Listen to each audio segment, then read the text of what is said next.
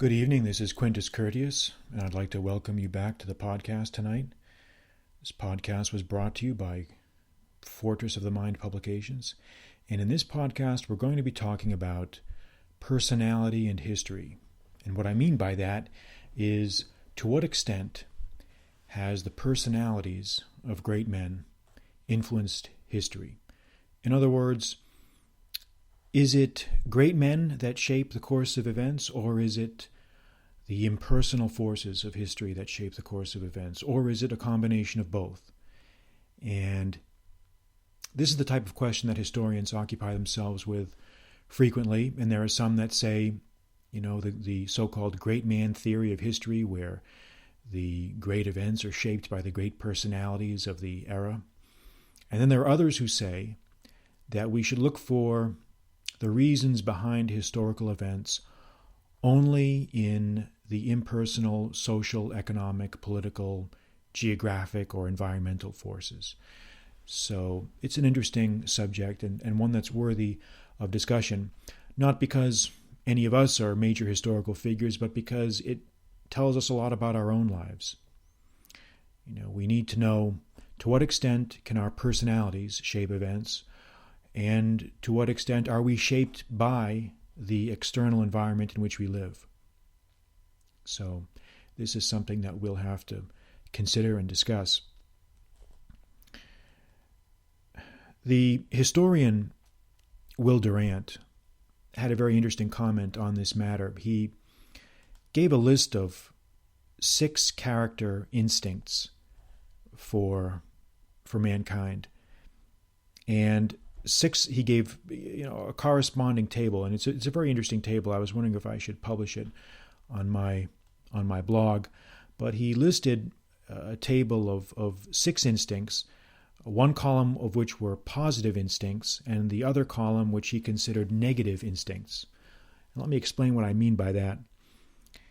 The positive instincts of human character he listed as action, fight, acquisition, association, mating, and parental care.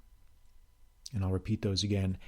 Action, fight, acquisition, association, mating, and parental care.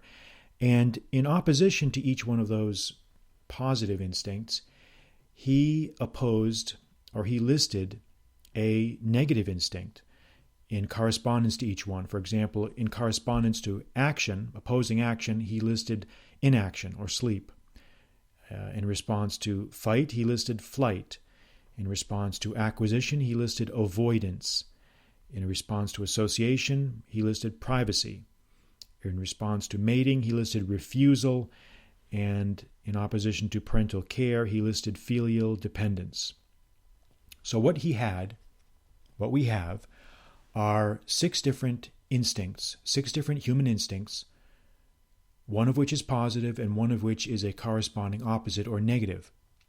And these are the fundamental human instincts, as he saw it, and I would tend to agree with him. And out of the interplay of these instincts with each other, we get habits and feelings. We get certain habits and certain feelings. For example, out of action, we get the positive habits of play, work, curiosity, manipulation, thought, innovation, and art. And out of action, out of the instinct of action, the negative things that we get out of that are things like rest, sloth, indifference, hesitation, dreaming, imitation, or disorder. And he also went on to list feelings that arise out of each one of those corresponding positive and negative instincts. I don't want to get into that too much detail here because that'll bog us down, but the point is that we have at least an attempt here, a starting point of human instincts and what behaviors that those instincts gave rise to. And this is the first point that we need to understand about personality and history. It's that in positive personalities, the positive tendencies predominate. In positive personalities, the positive tendencies predominate. For example, if we have someone who is a positive personality, we're going to see them more emphasize things like action, fight, acquisition, association, mating, and parental care. If someone is a negative person, they're going to be more inclined to sleep, flight, avoidance, privacy, refusal, and dependence on parents. And they're going to have habits and feelings that are associated with that. For example, a positive person, their feelings are generally going to be buoyancy, energy, eagerness, wonder, absorption, resolution, and courage and rivalry. And a negative person might feel more fatigue, inertia, boredom, doubt, vacuity, acceptance, or confusion. So every human instinct has a corresponding opposite instinct. And each of those instincts gives rise to certain habits and behaviors and feelings. And as I said, in positive personalities, the positive tendencies predominate, even though most people are a blend of both. There's no person who's all one or all the other. For most people, we are a blend of each of those positive and negative instincts. But there's always going to be some that will predominate. There will always be some instincts that will predominate in one man or another. So that's the starting point. Now, the second point that we need to look at when we talk about personality and history, it's that for all practical purposes, the nature of man has not changed in recorded history. He's not changed biologically anyway. The process of evolution is so slow and so glacial that in the 5,000 or 6,000 years of recorded history on this earth, there has not been any noticeable evolutionary change in the biology of humankind. Now that may be changing with the advent of microtechnologies where we can make actually additions to our corporeal existence, computers, cyborgs, things like that. But I don't want to get into that, obviously, because that's beyond the scope of the discussion. But for all practical purposes, the biology has not really changed. It may have a tiny bit, but not a noticeable amount, and it can be negligible for our purposes. The change, though, has been seen in social and economic, political, and moral institutions. There must have been some change. We cannot simply be the exact, precise same creatures that we were 4,000 years ago. There has been some change in the institutions, and there has probably been some growth and development and maturity along those lines. What a leader could get away with in Babylonia in 2000 BC is not something that a leader can today get away with in the world of 2015. So that's the second point. The third point that I think is important from my study of personality and history, it's that no one man, no one person can ever know enough to comprehend the whole. One of the first lessons of history and philosophy is the awareness of our own limited capacity to understand. It's the lesson of modesty. If we are like that fleck of foam on the surface of a wave hitting the beach, we can in no way comprehend the nature of the ocean. We just can't.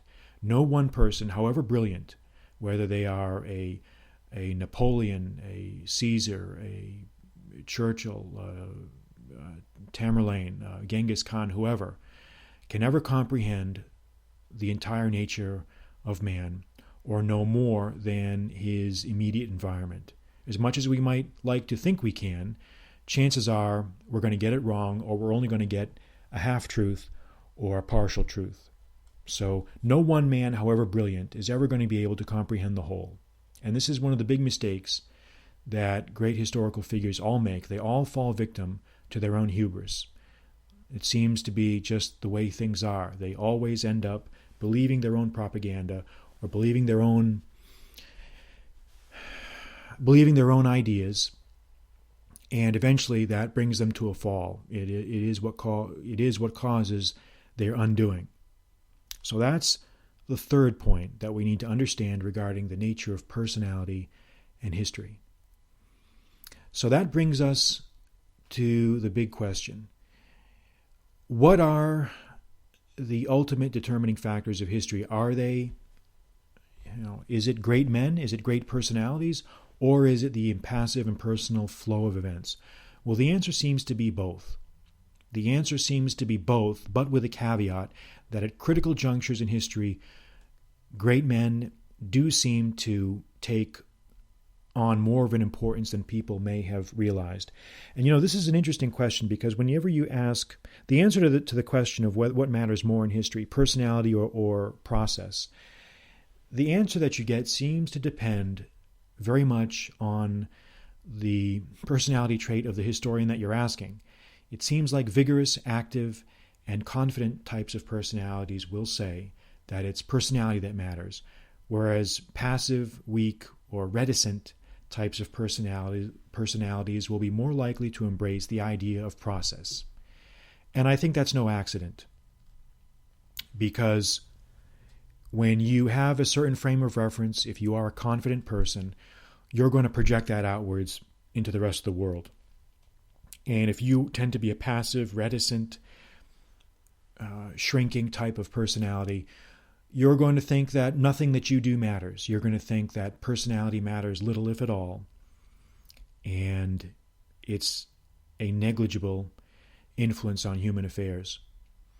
This issue used to come up a lot back, for those of you who were alive when communism still existed as a doctrine, before the Berlin Wall fell in 1989, and the communist world came apart in the early 1990s.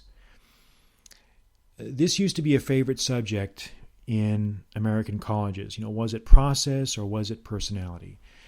And it seemed to be the reason that this was so popular was because a lot of these Marxist historians, and I don't mean that word as an insult, I mean ones who actually believed in Marxism, they used to take the position that these grand historical economic forces really were what the drivers of history were, and that we could do little, if at all, to shape things. And I never believed this. I never bought into that idea. I never liked it. Now, I don't think the great man per se is quite the god that he's been made out to be, maybe by some historians. I think process and environment do matter a great deal. And most of the time they do matter more than we think they do. But it does seem clear to me from my studies of history that certain twists and turns in human events would not have taken place had there not been a man there who directed history in that stream. And I think you can take any of the great influential figures in human history and say without a doubt that had they not existed, human history would be very different. Because there are some historical figures that you just know that whether they had been alive or not, someone would have come along and discovered what they discovered, or someone else would have come along and done what they had done. These tend to be the people that were the great inventors, say the Louis Pasteur, the Samuel Morses, the Edisons, the Fords, Wrights, these types of people. It's pretty clear that, these guys, they were influential, but even if they had not been around, someone else would have come along soon enough and would have discovered what they had discovered.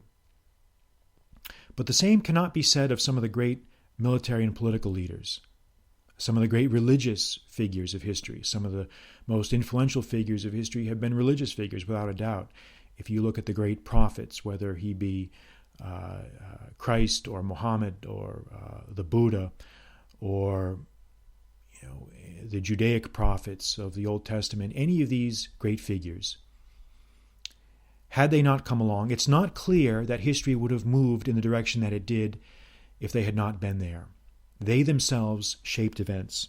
Now, they may have arisen as a result of existing conditions that were present, but it seems clear that their influence was profound and acted independently of any external environmental forces that were operating at that time. So that's going to be my answer. That's where I'm going to put my money. I'm going to say that for most purposes, we have to look at environment. Environment does matter. Geography, climate, economics, sociology, all of these factors exert a profound influence.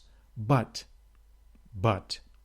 at critical junctures, and at times when the mood of the times are beginning to shift, or when one paradigm is becoming exhausted, or there just seems to be that perceptible air of change in the air, that's when the great man can rise to the scene and can project his power onto the scene and cause a changing of the guard, a redirecting of the stream of events, and that is when he can actually change the course of history and actually do something.